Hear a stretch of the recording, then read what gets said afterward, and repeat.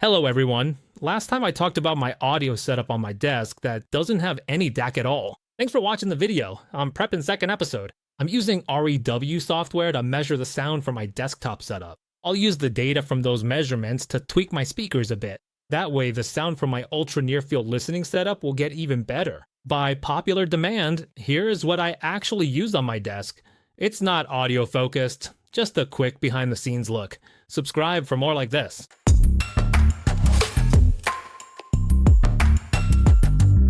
Those of you who know me probably already recognize my desk. It's just a regular IKEA desk. It's 140 centimeters wide and 60 centimeters deep. It's not one of those popular height adjustable desks you see everywhere, because I feel like if I get tired, I'll just stand up myself. I've added a desk mat on top, which I think looks nicer. As for my glasses, it's really just the same few pairs. Except for one pair that I specifically got from a really professional optical shop my friend recommended. I had to make me a pair of office lenses for looking at the computer up close. For the distance I usually sit from the screen, computer and progressive lenses are uncomfortable because the near vision area is all right here. So if I'm facing the screen, I have to look like this to see clearly. It's troublesome. So with the new office lenses, I can see up close right here. I find it pretty comfortable. And the eye exam was really accurate too. For people like me who switch out their glasses often, every time I put on a new pair of glasses, there's no need to go through an adjustment period. I think that's pretty important.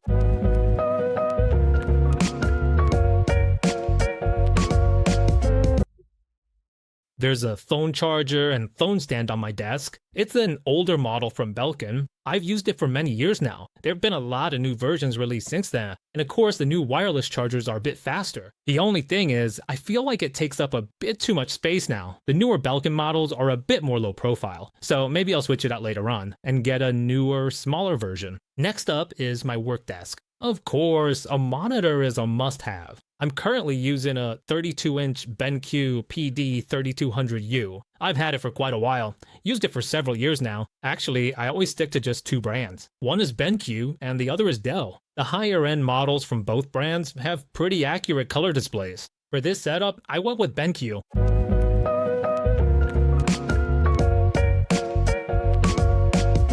The computer is probably the least surprising part. It's a Mac Mini with an M4 Pro CPU and 24 gigabytes of RAM because besides using my computer for video editing, I have a bad habit of keeping several browsers open simultaneously with 10 or 20 tabs in each.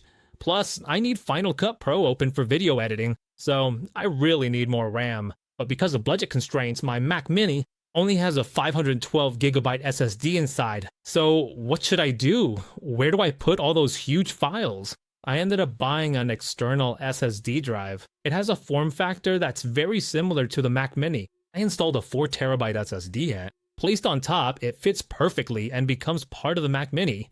Just connect it via a single USB 4 cable and you're good to go. No extra power needed. Speed and stability are great after a year of use. The only thing is, it doesn't have a fan, especially on top of the Mac Mini. The Mac Mini generates a bit of heat, so it needs better cooling. I put a fan next to it. Despite the looks, it's essential. The fan is AC Infinity. It is really quiet and very reliable. Honestly, I've bought quite a few of them over time. They're powered by USB. I've left them running non-stop for years at a time. Not a single one has ever broken. Because I need to film, I'm always swapping SD cards in and out. I use the PGYT card mirror. It can hold SIM cards, micro SD cards, and SD cards. There's even a tool for swapping SIM cards easily. Since I travel between Hong Kong and the UK, it's really safe to keep all my cards with me. The card reader itself is very reliable. First, it doesn't get hot when reading or writing data. Second, its speed is nearly the fastest out there. There's also a light bar on the screen. It's the Amaran T2C light bar. Of course, I only turn it up this bright when I'm filming. Normally, I keep it pretty dim. Next up are the keyboard in-house. It's a mechanical keyboard, the Newfie Air 75 V2.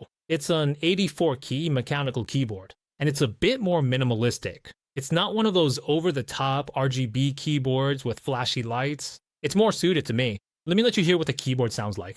Keyboard sounds? I chose the Allo linear switches because I'm really worried that the loud clacking would bother others, but I also don't want it to be completely silent. I think this one's pretty good.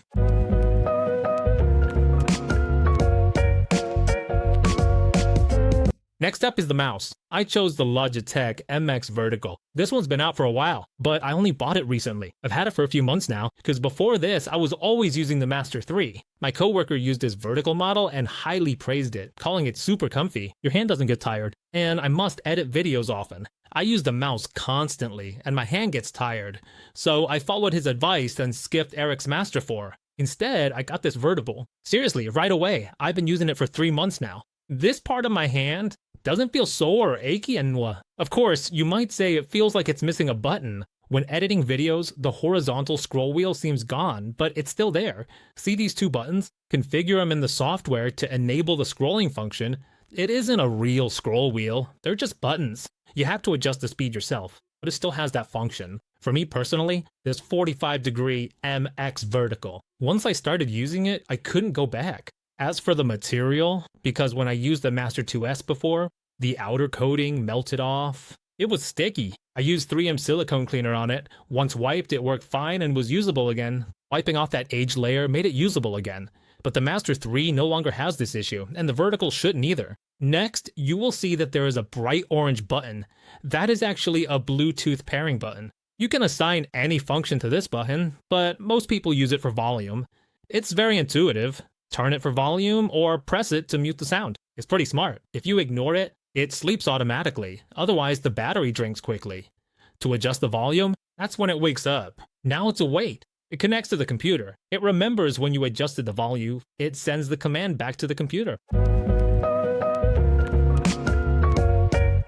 Speaking as a person who works on editing videos professionally, besides having a keyboard and mouse, I'm also using this thing called Torbox. I don't even really know what it is myself. It's a multifunctional input controller. I've been using it for 6 to 7 years. I've used the 1st gen so far. This looks like the 2nd generation. 1st gen plastic gets sticky, so you've got to wipe it down every so often. But aside from that, the buttons never broke. Absolutely no issues. With this new generation, I use it 6 to 7 hours a day. That's been totally fine. There's a little, you can see from the just a little bit, the coating's worn in places. It's not sticky.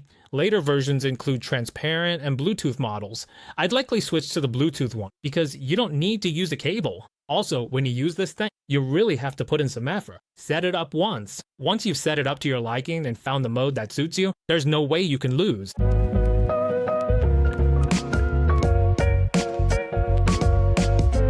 Next, this might not apply to everyone, but here is how I live stream. Looking at the setup I'm using to film this, what did I add? The camera is a Sony ZV-E10 II, paired with a 10 to 18mm power zoom lens right now. These days, when I'm controlling the Sony camera, about half the time I don't even touch the camera's buttons at all. I'm using the monitor and control app for control, and the lens has power zoom. That means you can even control the optical zoom right from the app. It's super convenient. I actually bought some external monitors for filming before, but now I hardly ever use them. Basically, all the new Sony cameras these days, you just need to connect a USB cable to your computer or plug it into your tablet, and you can stream live directly from there. It has a very high 4K resolution. But personally, I still use Blackmagic Design myself. Atom Mini Pro. Why? Supports multicam. Of course, very honest. Actually, I rarely use more than one input, though it has many functions, like separate inputs to switch on or off. Because it has physical keys, therefore, it can be controlled very quickly. It is also stable, but it only supports 1080p. It hasn't reached 4K yet. It doesn't even do 1440p yet. But to be honest, I think for now, live streaming doesn't really need 4K. Because it's a pro version, there's an extra HDMI output for monitoring, so you can see the screens you're checking. I use a 5-inch small HD monitor. Small HD monitors were the industry standard before cheap LCDs took over, thanks to their spot-on color accuracy. They let you add LUTs, so you can do a lot of things with them. Back then, I bought one too, to use for filming, because with a bigger screen, manual focusing is way clearer. But now, since I use a convenient mobile phone app to do this job, I don't really want to sell it either, because it's already pretty beat up. So I just use it as a monitor for live streaming now.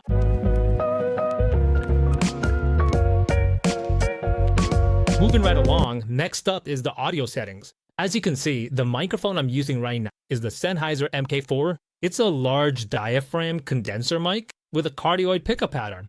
I bought a little bit of every kind of microphone. Honestly, I don't really need them, but I just enjoy playing with gear. So even when I buy a microphone, I end up getting a few more. Out of all the microphones I have, my favorite is this one, because when I record my voice with, it's not prettier, but it captures what my voice actually sounds like to me. A regular condenser microphone requires phantom power. It also requires an audio interface. I also wanted it to handle both audio equipment and recording, so I chose a product designed for easy portability. For this type of product, besides sound devices, there's also Zoom and Tascam. In the end, I went all out and bought something called the MixPre 3.2 from Sound Devices. It's actually a recorder itself, but once you connect it with a USB cable, it turns into an audio interface for your computer. It has an incredible number of features. Its gain is more than enough and very clean. Honestly, it's overkill just for recording my voice. Even for recording hi-fi, I think it's excellent. As for the microphone stand, I got it from Amazon. It's nothing special. I wanted a nicer one, but since it works fine, I just kept it.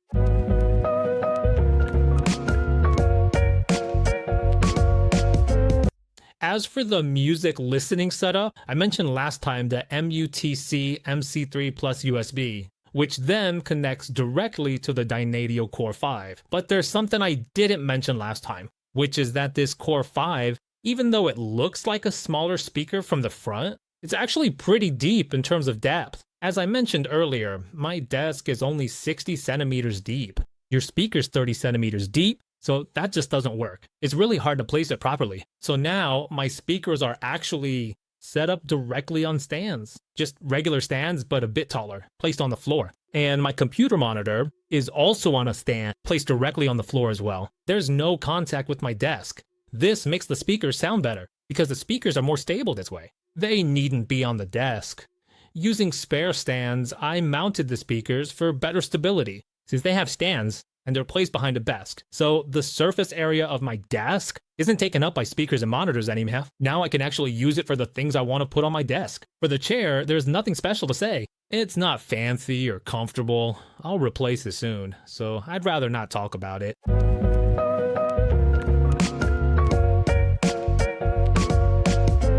There are also a few things on my desk that look kind of like toys, like the Olympus EP7. Even though I actually own a few different Sony cameras, I actually use all of them for work-related shooting. With retro cameras like these, you don't need to use them to take pictures. Looking at them has a certain vibe, but if you're just after the looks, a 10K Fuji camera feels a bit too expensive to me, since I don't actually use it much. So I ended up getting an Olympus M4 III camera instead.